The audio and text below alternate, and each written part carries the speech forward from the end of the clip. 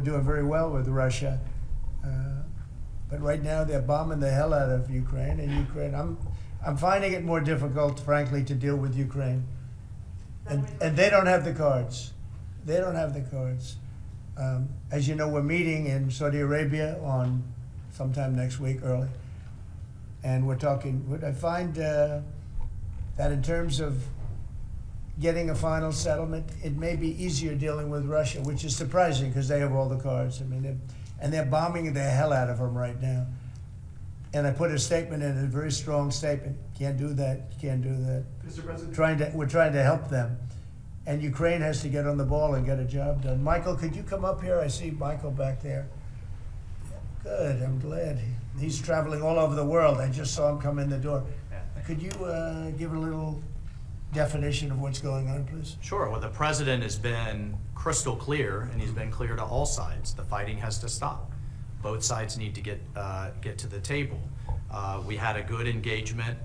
Both leaders have said only President Trump could do so, and only he has been able to do so. We had an initial engagement with the Russians.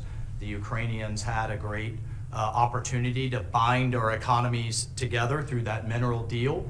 Unfortunately, that didn't go so well, but we think we're going to get things back on track. Secretary Rubio, myself and Ukrainian delegation will be meeting in Saudi Arabia next week to get these talks back on track, get a ceasefire in place, and drive peace home under President Trump's leadership. I think both parties want to settle. I think if I wasn't president, this war would have had no chance of settlement, zero chance. But I think we're going to get it settled and stopped. We got to stop. They're losing on average 2,000 soldiers a week. That's a lot of soldiers. Do you agree, Peter? It's a lot of soldiers on both sides, I agree. Do you, Mr. President, think that Vladimir Putin is taking advantage of the U.S. pause right now on intelligence and military aid to Ukraine? No, I actually think he's doing what anybody else would do. I think he wants to get it stopped and settled, and I think he's hitting them harder than he's been hitting them.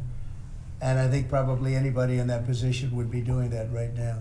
He wants to get it ended, and I think Ukraine wants to get it ended, but I don't see, it's crazy. They're taking tremendous punishment. I don't quite get it, but I suspect, Michael, he probably wants to get it ended. He does, Mr. President. The Russians are taking incredible losses on the front. As the president has said, this is a meat grinder of people, of material, of national treasure, and no one else has any solutions except to let this war continue forever. But I'll add, the president has had multiple conversations and a visit from President Macron of France, Prime Minister Starmer of the United Kingdom. We have the NATO Secretary General coming next week. We have this meeting with the Ukrainians. We've had it with the Russians. All of this in the president's first month in his leadership. We will engage in the shuttle diplomacy, and we will continue to use his leadership and what leverage we have to get both sides of the peace table. It's not going to be easy, but President Trump... This war should have never happened. It would have never happened if I were president, but it did happen. So a lot of other things shouldn't have happened too. We shouldn't have 21 million people pouring into our country through open borders, many of whom are criminals, very bad criminals, including murderers, thousands of murderers. Many killed, far more than one person, and they're roaming our streets. But Tom Homan and Kristi Noem are doing an incredible job, and we're getting them out of here. And we'll get them out. We'll get them all out.